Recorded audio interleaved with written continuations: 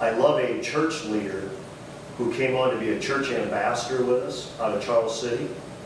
He went in front of his congregations. That's not what he had to do to become a church ambassador.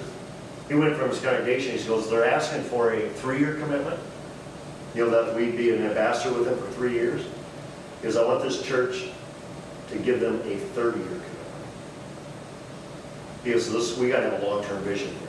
And I totally agree with him. That to rectify, here's the deal. I talked to a leading economist who writes for the Wall Street Journal and who oversees about $100 billion of investments on Saturday. And I said, you just got to tell them, if we don't increase the debt ceiling, and I fully know what's going to go on. If you don't increase the debt ceiling, there's some things that you have to fund. You have to fund the bonds. You got to fund your debt. You got to pay off your debt or you're in trouble. If China owns you, you better pay them. 2 is you still got to fund the military. 3 is you better still fund your veterans benefits. I mean, they gave you the freedom. And 4th is you still better provide Social Security. I said, now, if you're going to provide those 4 nuggets, everything else is going to take a hit. I mean, you talk about discretionary spending, that is going to take a hit. I said, you got to tell me as a leading economist, what do you say about that? He said, instantly I become bullish on America. And he said, the reason is they're putting the fundamentals back together. He said, they raised that debt ceiling because we're in serious trouble. Do you think there's enough of us to believe that to continue on? I don't think for a second. Unless we have way more influence than I think we do right now. And that's why I was so harsh with the Congressional Quarterly yesterday. He just ripped Vander. I'm sure he's not happy with me today. But I don't believe for a second that Congress will hold the line on the debt ceiling. What's putting into that? Do you think they will want to increase it? I think they'll increase it. They'll increase the credit card limit. Now, you guys understand that credit cards get families into trouble? You know, like I tell people, I have no idea why, but you know, I carry an American Express Gold card. They gave me a $30,000 credit limit on it. Well, my wife, if Donna spends 30 grand on that credit card, I'm in trouble. But what's worse than that is if she gets up to the 30 grand limit, and American Express says we'll put up to 50 grand. Did you ever think that you could spend your way out of a problem? It's like, stop dating. You're in a hole, stop dating. But now they want to raise the credit card limit further. Why? So we can continue politics as usual. Defund Obamacare. That's what we sent you to D.C. to do in the first place. Defund it. Take the money away from them. Take the credit card away from them.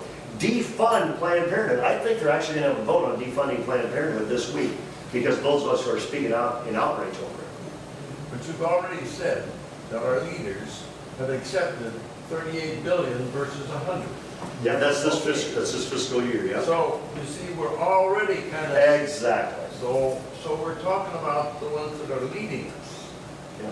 So that's what we do. I think what's happening though, okay, when leaders show that they're weak-kneed, like they did on Friday, the Tea Party movement now, and this, I mean, the Tea Party again is just like, here's your Tea Party, people who believe they're taxed enough, people who want to live within our means and shrink the size of the government, limited government, and people want to get back to the Constitution. That's the Tea Party. So that includes a lot of people. That includes a lot of Democrats, to be quite honest with you. But I think what people saw is that we're weak-kneed like this. So I know right now there's a lot of Tea Party types, as well as people like my father-in-law, who are raising complete heck through emails and phone calls and any other avenues they can on what they just did. And say, this is not why we sent you to D.C. to play politics as usual. I mean, we just had a historic vote in November of 2010, didn't we? And they're already compromising? I mean, are you kidding me? I mean, what? You know what it is? Is that Boehner got the speaker seat, and he was emotionally moved by getting the speaker seat. And it's a great story in his life, you know, that he used to do whatever, now he's the Speaker of the House. That's America, right? That's great, get over it.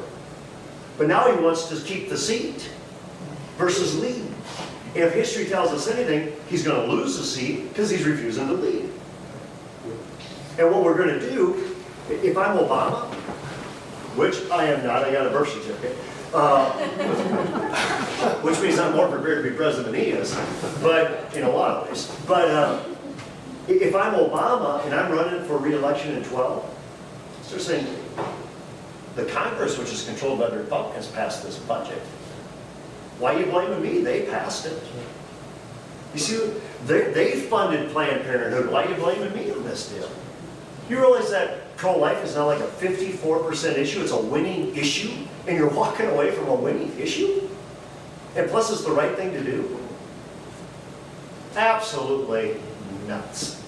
I mean, I just don't get it. But when you're paying people, like, I saw in the one registered day, our economic development director, 180-some grand a year plus, and like, what, have we lost our minds? It used to be when you went to serve in government, you served the people, it was a sacrifice. Today, I mean, it's high on the hog. They think we serve them versus them serving us. That's a problem. So I think what we need to do is, and we're doing it from our angle, the family leader, I'm raising total heck with these guys right now, and especially the presidential candidates. So at least we can get them on the right track. Because they're going to, I'm just telling you right now, they want to tell us the things we want to hear. So I'm telling them, I'm being a poodle trainer right now. You better jump this hoop, or we're nowhere in the ballgame to play. And what's disturbing about this, you know which presidential candidate's being the most bold? Donald Trump. He's talking about the birth certificate. He's talking about Libya. The only reason I'm being Libya is to get their oil. At least he's being honest. You know, and I'm kind of glad right now Trump's in, because he's saying some stuff that needs to be said. And he's saying Obama should be fired. Any other questions I have so before we wrap it up? I have one. I was going to speak as I'm Mexican. My dad worked for the Border Patrol and he was an undercover agent. And I look at what we've done with illegal residents here, and I feel like I have a platform and a right to speak out on it because it's my own people group. Sure. I don't understand why some of the things are happening. I don't understand how they're happening. You know, we're talking about law that's being executed here that's not legal and it's being done. We're talking about a president who's in office that never showed a legal right to be in office. We've got illegals across our nation, and I'm sorry that they want to have our privileges here. But as a business owner here who just sold because we cannot keep up in this economy and struggle to pay our debt and our bills and our taxes, we got hit with $10,000 in taxes from our business, and we've struggled for the last 2 years to pay it off. I don't feel they have a right to come over here and have free health care, free housing, free food, free college, when our kids cannot do that. We've not had insurance for the last 13 years. We take care of our own bills. So what I'm saying is, how do you tell us how we go effectively stop some of what's happening as just little Heartland America, one little person who has these conservative views, but we don't have the platform to fight what's being done that should never have been allowed to be done? Well, first of all, and by the way, thank you for saying what you just said. I'm going to miss the person who is attributed to this quote, but basically, don't ever think that a small band, it didn't say village, remember this quote, man? It's just a small band of people can change, because quite frankly, it's always been that way, just a small band, basically reaching their Popeye moment. That's all he can stand, I can stand it no more. Remember Popeye? You know, that's what changes things. So I would say, don't ever diminish what you can do. You can do a lot by having a voice. And when it comes to illegal immigration, what it is that this country fell all over itself for two different reasons. To be quite honest with you, Republicans wanted cheap labor, and Democrats wanted votes. Okay, and that's what it is. That's why amnesty comes in and all that stuff. This immigration issue is a colossal collapse, with huge exponential factors. And there is no easy way out of it, but here's the deal. What everybody should agree on, you better secure that border. That's a national security thing. You better secure the border. And then it's going to take leadership to say, okay, what are you going to do with the 12 million to 20 million who are here? I mean, 12 million is what they guess. I think it could be upwards of 20 million. What do you do to 12 to 20 million who are here? Because you can yell and scream all day, we're gonna ship them back. I wanna see who's got that feasible deal to make that happen. And we don't wanna do amnesty, because you don't wanna give them credit for breaking the law. What are you gonna do? And that's one of the questions we're posing to presidential candidates. So what are you gonna do? Because we're tired of all the talk about illegal immigration. Okay? Because what also has been done, and Post Bill is a great example of that. Post Bill brought in illegal immigrants, made them slaves once they got here, and there's all kinds of atrocities that were done to those people. Because if they spoke out, I mean, from child labor to, you know, all kinds of sexual misgivings and that kind of stuff that happened up there, but we'll expose you. Okay, and then the big government comes in, ICE, and they start ripping out families like crazy, like guys, you just came back. Somebody explain, what are you doing? I mean, it's kind of like, I'm going to prop up AIG, but I'm going to let Lehman Brothers fall. I mean, when did that become free market? You know, why are we propping up anybody? So those are the big issues. So illegal immigration is one, obviously the birth certificate's another one. And to me, what kind of leader would just shell the birth certificate? And Donald Trump, with his investigation right now, is more and more convinced today that he doesn't have it. He goes, I initially went in like, he's got it, I'm just going to flush it out. He's more and more convinced that this guy was born a king. Okay? And then on the other side, we're with the bailout. My son, who studied economics at Oxford University in England, he called me up and he said, Dad, this TARP stuff, this bailout stuff, he goes, tell me your thought on it. I said 2 words, delayed pain. All they're doing is delaying the pain. The pain's going to come.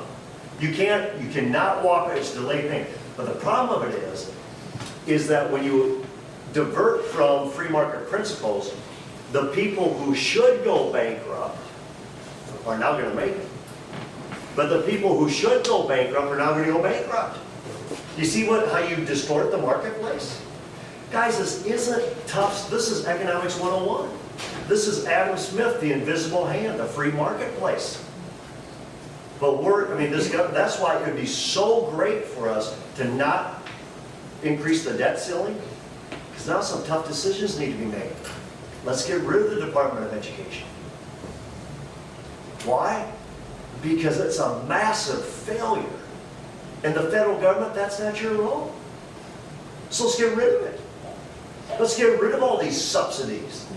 Let's get rid of all this garbage. I mean, all of a sudden, matter of fact, from a turnaround CEO point, that would be flat out fun. I mean, that would be fun to turn this, and I know there'd be pain along the way. But you know what? You are not going to get there without some pain.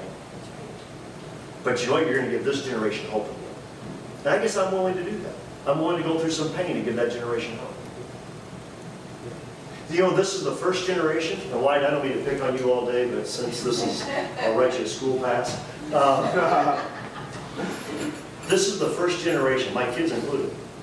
And although my oldest son is making a really good living and getting paid way too much money in New York and all that stuff, this is the first generation, really, that really questions, will they be better off than their parents?